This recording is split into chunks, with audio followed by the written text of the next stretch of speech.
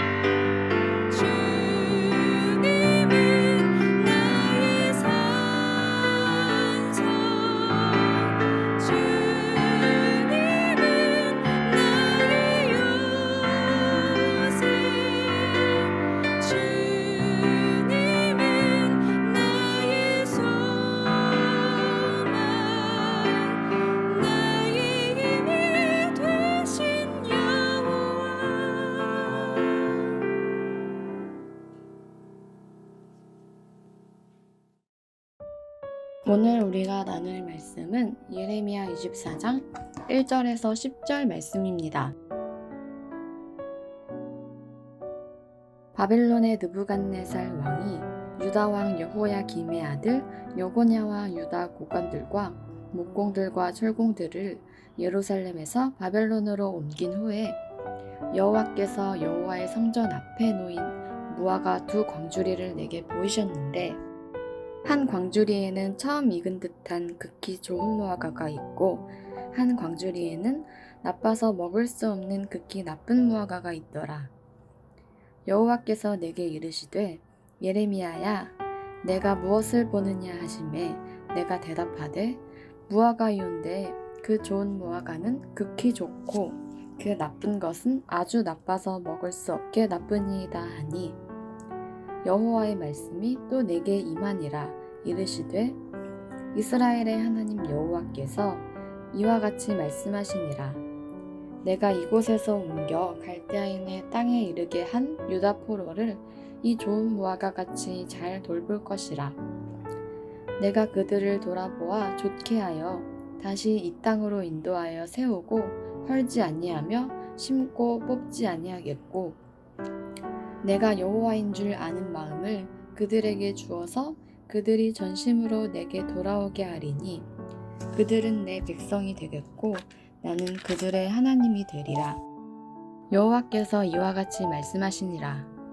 내가 유다의 왕 시드기야와 그 고관들과 예루살렘의 남은 자로서 이 땅에 남아있는 자와 애굽 땅에 사는 자들을 나빠서 먹을 수 없는 이 나쁜 무화과 같이 버리되 세상 모든 나라 가운데에 흩어서 그들에게 환난을 당하게 할 것이며, 또 그들에게 내가 쫓아보낼 모든 곳에서 부끄러움을 당하게 하며 말거리가 되게 하며 조롱과 저주를 받게 할 것이며, 내가 칼과 기근과 전염병을 그들 가운데에 보내 그들이 내가 그들과 그들의 조상들에게 준 땅에서 멸절하기까지 이르게 하리라 하시니라.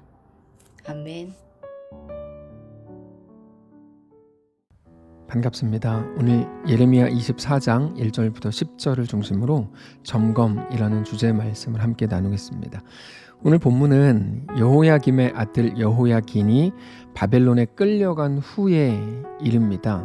남유다는 다윗 이후로 요시야 때 제2의 전성기를 맞이했지만 사실 또 금방 요시야 때부터 급격히 멸망의 길로 들어섭니다. 그래서 요시야, 여호아스, 여호야김, 여호야긴, 시드기야 이렇게 왕이 이어지고 마지막 시드기야 때 완전히 멸망하는데, 그러니까 여호야긴이 잡혀가고 이제 시드기야가 왕이 되는 그때 오늘 본문의 일이 기록되어 있는 겁니다. 그래서 1절을 보시면 바벨론의 느부갓네살 왕이 유다 왕 여호야김의 아들 여고냐와 유다 고관들과 목공들과 철공들을 예루살렘에서 바벨론으로 옮긴 후에 이렇게 되어 있는데, 여기서 말하는 여호야김의 아들 여고냐가 여호야긴입니다.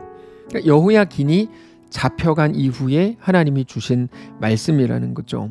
이스라엘의 왕 여호야긴이 바빌론에 잡혀갔고 모든 백성들은 이제 심각한 불안에 떨게 됐을 겁니다. 흉흉한 소문들이 쫙 돌았겠죠. 이제 큰일 나는 거 아니냐 이런 생각들을 했을 겁니다. 그때 하나님께서 예레미야에게 오늘 본문의 말씀을 주시는 건데요, 무화과 비유입니다. 극히 좋은 무화과가 있고 아주 먹을 수 없는 나쁜 무화과가 있다. 이 두 가지를 보여주시죠. 1절 하반절을 계속 보시면 여호와께서 여호와의 성전 앞에 놓인 무화과 두 광주리를 내게 보이셨는데, 근데 그 광주리에 뭐가 있습니까? 한 광주리에는 너무나 좋은 무화과가 있었고 다른 한 광주리에는 너무 나빠서 먹을 수 없는 극히 나쁜 무화과가 있더라, 이겁니다. 2절이죠. 한 광주리에 처음 익은 듯한 극히 좋은 무화과가 있고 한 광주리에는 나빠서 먹을 수 없는 극히 나쁜 무화과가 있었다. 그러니까 이거를 보면서 예레미야가 무슨 생각했을까요? 좋은 무화과는 하나님께 복받은 거고 나쁜 무화과는 하나님께 저주받고 심판받고 징계받은 거구나. 당연히 그렇게 생각할 수 있을 겁니다. 그게 비유니까, 하나님께서 비유로서 보여주신 거니까 당연히 그렇게 생각하는 게 옳습니다.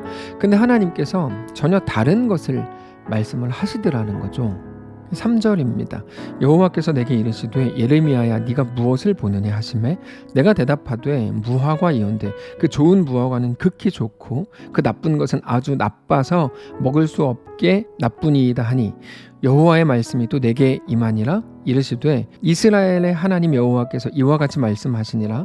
내가 이곳에서 옮겨 갈대아인의 땅에 이르게 한 유다 포로를 이 좋은 무화과 같이 잘 돌볼 것이라. 이게 예레미야의 생각과는 완전히 반대의 말씀인 겁니다. 예레미야는 좋은 사람들이 안 끌려갔고 끌려간 사람들은 나쁜 놈들일 것이다. 당연히 그렇게 생각했을 겁니다. 누구나 다 그렇게 생각할 겁니다. 근데 하나님은 완전히 반대로 말씀을 하시는 거죠. 그러면서 끌려간 자들에 대한 계획도 이렇게 말씀을 하세요. 6절인데요. 내가 그들을 돌아보아 좋게 하여 다시 이 땅으로 인도하여 세우고 헐지 아니하며 심고 뽑지 아니하겠고 내가 여호와인 줄 아는 마음을 그들에게 주어서 그들이 전심으로 내게 돌아오게 하리니 그들은 내 백성이 되겠고 나는 그들의 하나님이 되리라. 여러분, 이건 언약입니다. 하나님의 언약은 뭐죠? 나는 그들의 하나님이 되고 그들은 내 백성이 되리라. 이게 하나님의 언약이거든요. 구약성경 내내 나오는 언약이고 오늘 우리에게도 동일하게 주어진 하나님의 언약입니다. 그렇게 볼 때 하나님께서 그들과 새로운 언약을 세우시겠다는 거죠. 그래서 예레미야 24장은 너무나 놀라운 말씀입니다. 자, 생각해 보십시오. 바벨론이 왕을 잡아갔습니다. 그러면 백성들은 당연히 하나님이 우리를 버리셨구나, 하나님이 우리를 치셨구나, 왕이 어떤 잘못을 얼마나 많이 했길래 하나님이 그들을 잡혀가게 하셨냐, 이렇게 생각할 수 있을 겁니다. 근데 거기에 대고 하나님께서 뭐라고 말씀을 하세요? 나는 바벨론에 끌려간, 포로로 끌려간 그들을 좋은 무화과 같이 잘 돌볼 거다. 그들은 좋은 무화과다. 그래서 이곳에 다시 돌아오게 할 거다. 그들은 깨끗해질 거다. 하나님의 온전한 백성으로 회복될 거다.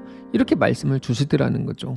그러니까 끌려가는 게 최악인 줄 알았고 그들이 범죄자인 줄 알았는데 그들이 하나님의 심판을 받는다고 생각했는데 완전히 반대의 말씀을 하시더라는 거예요. 끌려간 그들을 내가 좋은 무화과와 같이 잘 돌볼 거다. 누가 끌려갔습니까? 여호야긴이 끌려갔죠. 전에도 말씀을 드렸지만 여호야긴은 끌려간 지 37년 만에 비로소 머리를 들게 됐고 곧 바벨론 왕과 함께 먹었고 죽을 때까지 어떤 부족함도 없이 생활할 수 있게 됐습니다. 하나님이 주신 회복이었죠.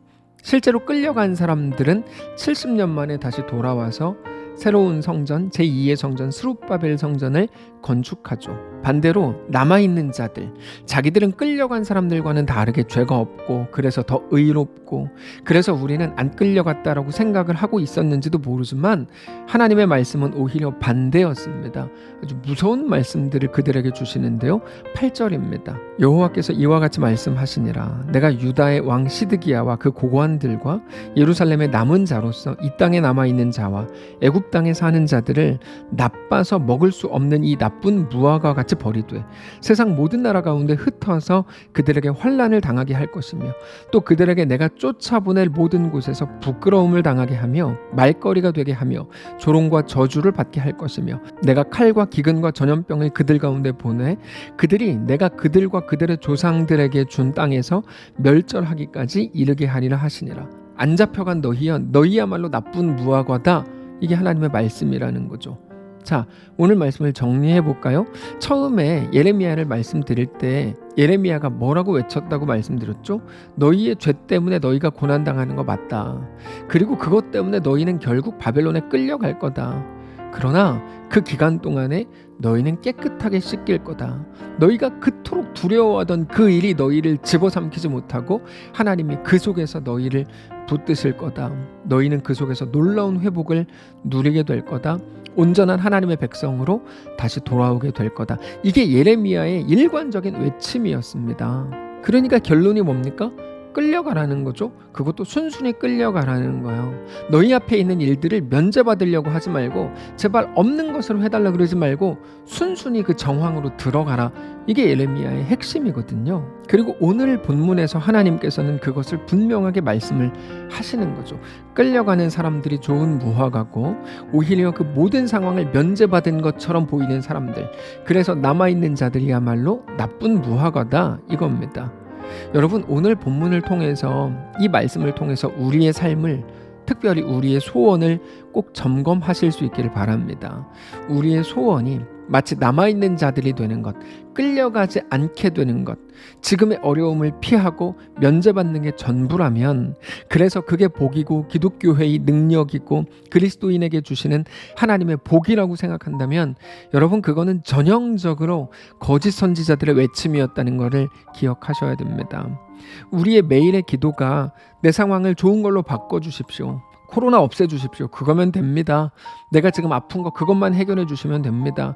아이 대학만 붙여주시면 됩니다. 취업만 하게 해주시면 됩니다. 이 어려움만 면제시켜 주시면 됩니다. 그렇게만 하시면 내가 진짜 조용히 그냥 살겠습니다. 적당히 그냥 살겠습니다. 대단한 꿈 꾸지 않습니다. 여러분, 그게 우리의 유일한 소원이라면 하나님은 거기에 대해서 즉각적으로 막으시고 그럴 수 없다고 말씀하실 겁니다. 욥에게 뭐라고 말씀하셨습니까? 나는 너를 적당히로 부르지 않았다. 대장부로 불렀다. 이렇게 말씀을 하시잖아요. 너는 종이 아니다. 내 자녀다. 내 자녀의 학교를 다니고 내 자녀의 교육을 받아야 된다. 내 자녀로 세워져야 된다. 이게 우리에게 대한 하나님의 명령이요 요구라는 것을 기억하실 수 있기를 바랍니다. 그래서 우리의 모든 소원이 이 길 위에서도 심지어 바벨론에게 잡혀간 것 같은 상황일지라도 이렇게 우리는 기도해야 합니다. 그 속에서 하나님이 내 하나님이 되어주십시오. 그렇다면 내가 가장 두려워하던 그 일이 나에게 닥친다고 해도 하나도 두렵지 않습니다. 내 유일한 소망은 그 일이 내게 임하지 않는 게 아니라 하나님이 내 소망입니다. 정직히 고백할 수 있어야 하는 것이죠. 하나님의 완전하심으로 나를 다스려 주십시오. 다만 깨끗하게 씻어 주십시오. 온전한 하나님의 백성으로 서게 해 주십시오. 그렇게 하나님을 그 속에서도 믿기를 원합니다. 이게 우리의 소원, 우리의 기도여야 합니다. 사랑하는 성도 여러분, 오늘 우리의 상황과 우리의 정황을 보시고 마음과 생각을 점검하시고 정리하시기를 바랍니다. 그렇게 하나님 앞에 또 온전히 귀한 날, 소중하고 의미 있는 이번 한 주 믿음으로 살게 되시기를 주님 이름으로 축복합니다. 함께 기도하겠습니다. 살아계신 하나님, 이 말씀을 통해 우리의 소원을 점검하고 우리 기도를 다시금 확인합니다. 두려워하던 그 일이 닥치지 않는 것이 유일한 소원이 아니고 어떤 상황에서도 하나님을 믿고 하나님이 전부요, 하나님이 그것보다 크다 믿음으로 고백하는 귀한 우리의 삶이 되게 하옵소서. 그렇게 의미가 생기고 가치가 더해지는 귀한 우리의 오늘 이번 한 주 되도록 우리 전 인생 되도록 축복하시옵소서. 예수님의 이름으로 기도합니다. 아멘. 사랑하는 성도 여러분, 하나님께서 오늘 하루를 우리에게 허락하셨습니다. 오늘 말씀을 붙드시고 어떤 상황에 있든지 하나님이 나에게 대한 놀라운 계획을 가지신 것을 깨닫고 하나님을 온전히 믿는 성도로 살게 되시기를, 하나님을 믿는 믿음을 구하는 귀한 날 되시기를 축복합니다.